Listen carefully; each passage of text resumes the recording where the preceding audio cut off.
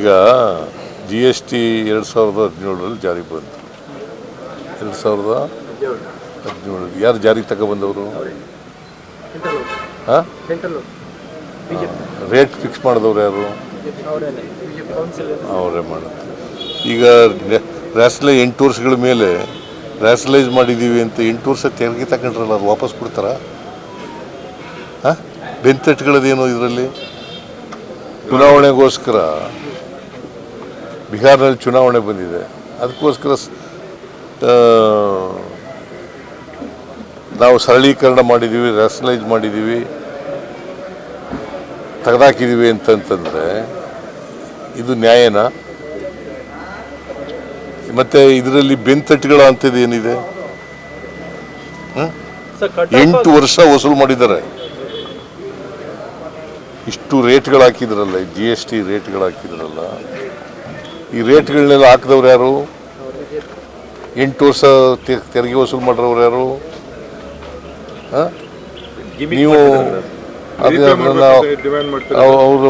ಅವ್ರ ಪರವಾಗಿ ಬರೀತೀರಿ ನೀವು ಅಂದರೆ ಮಾಧ್ಯಮದವರು. ಚಾಲೆಂಜ್ ಇದೆ, ಮಾಡ್ತೀವಿ. ಚಾಲೆಂಜ್, ಸವಾಲು ಸ್ವೀಕಾರ ಮಾಡ್ತೀವಿ. ಬಟ್ ಏನಾಗಿದೆ, ಕೇಂದ್ರ ಸರ್ಕಾರದವ್ರಿಗೆ ನಷ್ಟ ಆಗಲ್ಲ ಈ ರ್ಯಾಷನಲೈಸೇಷನ್ ಮಾಡೋದ್ರಿಂದ ನಷ್ಟ ಆಗಲ್ಲ, ರಾಜ್ಯಗಳಿಗೆ ನಷ್ಟ.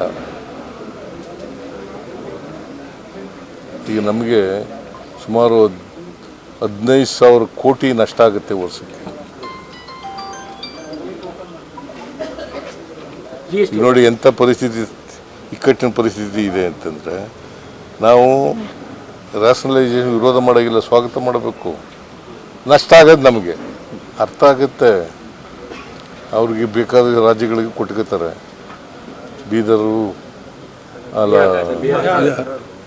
ಬಿಹಾರು, ಮಧ್ಯಪ್ರದೇಶ, ರಾಜಸ್ಥಾನ, ಒಡಿಸ್ಸಾ, ಉತ್ತರ ಪ್ರದೇಶ ಅಲ್ಲಿ ಕೊಟ್ಕೋತಾರೆ. ಬೇರೆವು ಏನಾರು ಆಗಲಿ.